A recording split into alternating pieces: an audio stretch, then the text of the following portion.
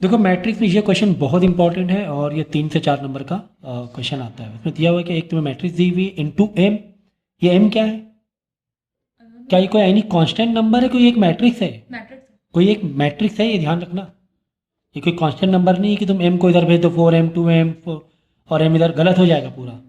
ठीक है ना, ये चीज़ याद रखना। तो दिस इज सिक्स। अब ये कैसे पता चला कि ये कांस्टेंट नहीं है, ये कोई एक मैट्रिक्स ही है? You getting my point what I mean to से?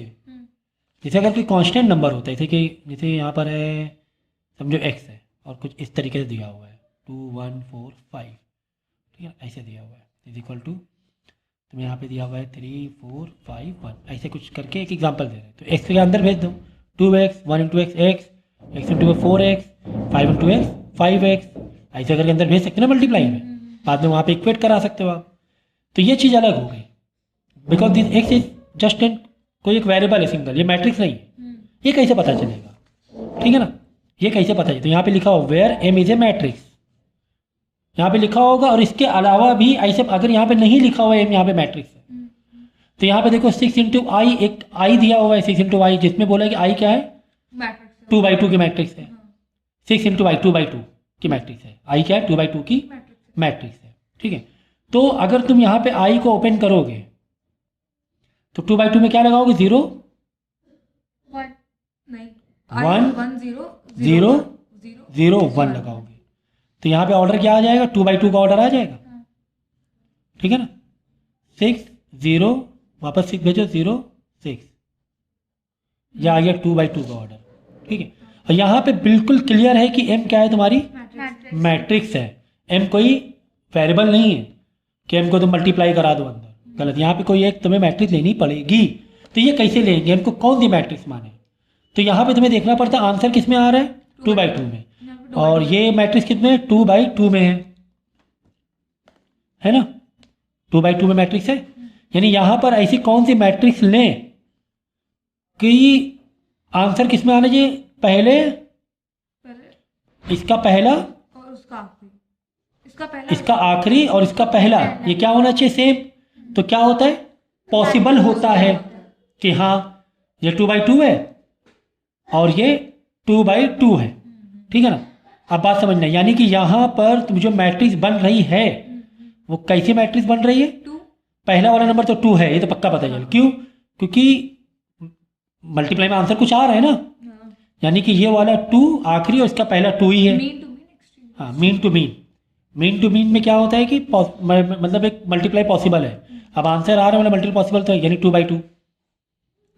ठीक है, और आंसर किस में आया? 2/2 में। तो इसका आखिरी, इसका पहला और इसका आखिरी सेम होता है, तो वही ऑर्डर में आंसर आता है। यानी इसका 2, तो यहाँ भी क्या लेना पड़ेगा? 2, तभी ये 2/2 में आंसर, ये आंसर वाला है।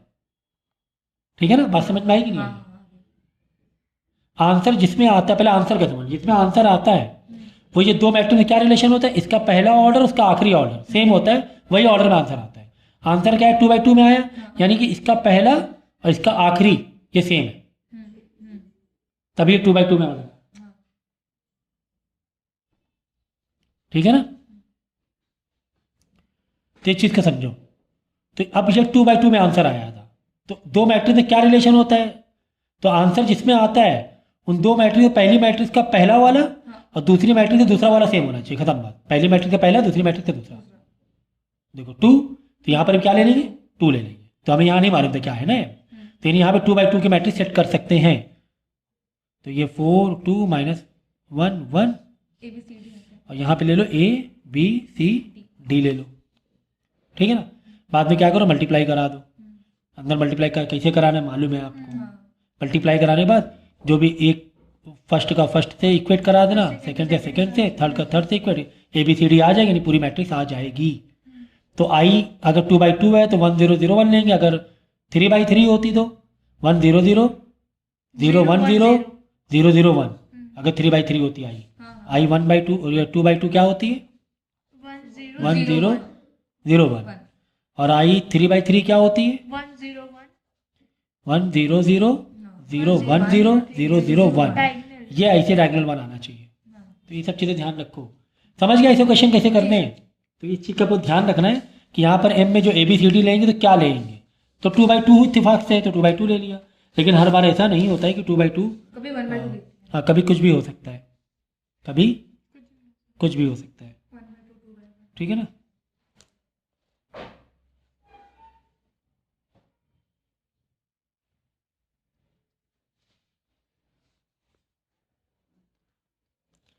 अब यहाँ पे देखो क्वेश्चन कितना अच्छा है। ए दिया हुआ है, बी दिया हुआ है, कह रहा है कि a square minus 5b square is equal to 5c।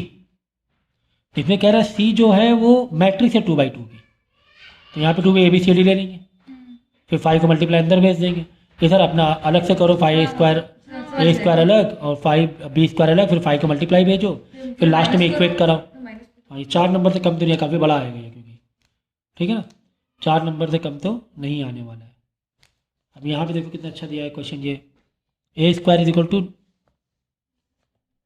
कहाँ है इसका, ये ए आई सब दिया हुआ है, और यहाँ पे फाइंड एम, ठीक है ना एम। अब एम का ऑर्डर क्या लें ये हमें नहीं पता, एम को क्यों लेंगे? क्यों, तभी तो निकलेगा ना। आई है एम आई कांस्टेंट है ना। हाँ कितना अच्छा इसने बताया। यहाँ पर एम क्या है, constant मैट्रिक्स है। नहीं है यहाँ पर एम, हाँ। ये चीज़ का ध्यान रखना है आप लोगों को। आई की वैल्यू वैल्यू रख देंगे तो मल्टीप्लाई करा हाँ। देंगे। 1 0 0 तो ये चीज़ मालूम होना चाहिए कब मैट्रिक्स है कब मैट्रिक्स नहीं है। नहीं है, इस चीज़ का ध्यान रखना है। यहाँ पे कहीं पर दिया नहीं था कि M is a matrix, M की वैल्यू यानी कि एम जस्ट एक कांस्टेंट है। तो यहाँ पे इसे ए स्क्वायर, तो ए स्क्वायर का डाल देना इधर, और दूसरे साइड क्या 9 इंटू ए है, तो 9 को ए को भेज देना। और आई तो तुम्हें वैसे नहीं भी दिया होता तो मालूम रहता ही एम 1 0 0 1, तो ये एम कोई मैट्रिक्स नहीं है, एम जस्ट एक कांस्टेंट है। एम एम इधर मल्टीप्लाई करा दो, M into 1 M, M into 0 0, M into 0, M into M M, ठीक है। तो ये इस तरह आ जाएगा, ऐसे नीचे। ये देखो, ठीक है। बाद में क्या करना है, सॉल्व करना है, लास्ट में इक्वेट कर लेना। लास्ट में क्या कर लेना, इक्वेट कर लेना। तो कहाँ पर मैट्रिक्स है कहाँ पर नहीं है, यहाँ पर एम क्या था, एक कांस्टेंट था, यहाँ मैट्रिक्स नहीं था। तो ये बहुत इंपॉर्टेंट थी बात, ये बहुत इंपॉर्टेंट थी बात। अब यहाँ पे देखो कह रहा है दीदी +2m, तो m क्या है यहाँ पे, यहाँ लिखा है मैट्रिक्स m है, यहाँ पे क्या लिखा है मैट्रिक्स m है, तो डेफिनेटली m क्या आने वाला है 2/2, क्योंकि दोनों को प्लस करना है ना, तो ये 2/2, तो ये भी डेफिनेटली क्या है, 2/2 क्योंकि प्लस में पता चल जाता है, प्लस में पता चल जाता है डायरेक्ट, कि जो प्लस तभी पॉसिबल होगा जब सेम मैट्रिक्स। अब यहाँ पे ये समझो, ये वाले में देखो मैट्रिक्स का ऑर्डर अलग है। अब इसे यहाँ पर हमने दिया ए जो है, actually A is equal to है, ठीक है ना, तो ए तुम्हारा दिया हुआ है 2 1 -3 4, और बी दिया हुआ है 7 6, 2/1 है, और जो रिलेशन है a x is equal to b, तो यहाँ पे एक्स क्या बोल रहा है, मैट्रिक्स है, एक्स कह रहा है, देखो एक्स मैट्रिक्स है, एक्स कोई वेरिएबल नहीं है, एक्स क्या मैट्रिक्स है। अब देखो कैसे पता चलेगा, क्या लाएं, ए एक्स बी हमें लेना है, मतलब यहाँ पे ए लगाएं, यहाँ ए लगाया, यहाँ पर एक्स हमें मालूम नहीं क्या ऑर्डर क्या है, रुको यहाँ लगाया बी, सॉरी ठीक है, यहाँ पे ऑर्डर क्या है 2/2 का है, यहाँ पे ऑर्डर क्या है 2/1 का, हमेशा पहले रो बाद में कॉलम, तो 2 रो 1 कॉलम 2/1। तो आंसर किस में आया है 2/1 में, तो यानी इसका पहला और इसका दूसरा सेम होना चाहिए। समझो यहाँ पर तुमने रखा एम एन, मैट्रिक्स का ऑर्डर एम एन, तो जो आंसर आता है, आंसर जिसमें आता है, तो इसका रिलेशन क्या होता है, इसका पहला इसका दूसरा क्या होना चाहिए, सेम होना चाहिए, उस ऑर्डर में आता है। यानी 2 ये क्या हो गया 1 हो गया, तो 2 1 तभी 2 1 में आया, समझिए, इसका पहला इसका आखिरी जो होगा वही उसमें आएगा, ठीक है ना। अब यहाँ पे मल्टीप्लाई क्यों पॉसिबल है, क्योंकि इसका मीन पोजीशन क्या है, सेम है।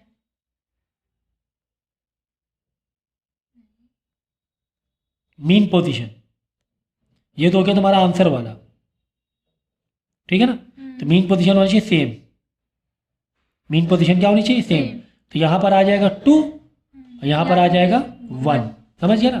n1 क्यों आया सुन लो फिर से। आंसर किसमें 2/1 में। तो एस की मैट्रिक्स जो यहाँ पे मैट्रिक्स कैसे सेट होगी मालूम है? इसका पहले वाली मैट्रिक्स का पहला और दूसरी आखिरी वाले मैट्रिक्स का वही वाले ऑर्डर से आ जाएगा। मतलब ये ऐसे होना चाहिए 2 1। क्या होना चाहिए? 2 1 2 1। देखो 2 1 है तो पहला और आखिरी, इसका पहला इसका आखिरी 2 1 ही होना चाहिए। ये 2 1 है तो इसका पहला और इसका आखिरी क्या होना चाहिए? सेम 2 1। सेम नहीं, मतलब वही 2 1 होना चाहिए। नॉट सेम, ऐसा सेम मत समझ 2 और 2 होना चाहिए, गलत हो जाएगा। जो आखिरी है हाँ उसका मतलब 2 1 हमें लाना है तो 2 1 कैसे आएगा? इसका पहला इसका आखिरी में जाओ ये 1 हो गया तो 2 1 हो गया।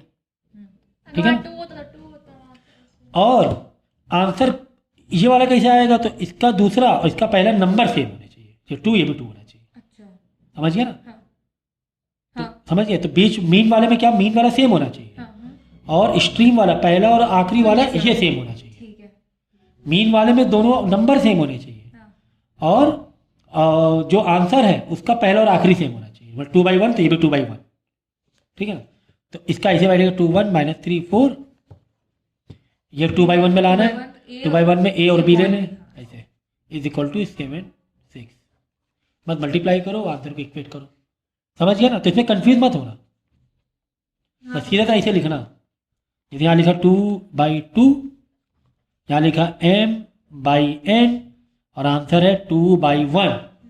तो ये तो हो गया तुम्हारा 2/1 ये वाला। बस इसका पहला इसका आखिरी हाँ ये क्या हो गया?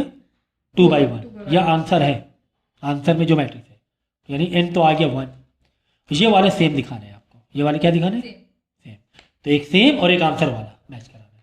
पहला और आखिरी आंसर वाला मैच कराना है और बीच वाले दोनों सेम सेम मैच कराना है। मतलब 2 तो ये भी 2 होना चाहिए। समझ गए? तो ये मेन था।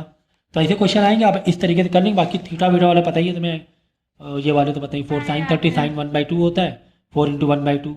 2 cos 60 भी 1/2 होता है। तो 2 × sin 90 की वैल्यू होती है 1 तो जस्ट 1 लिख दिया।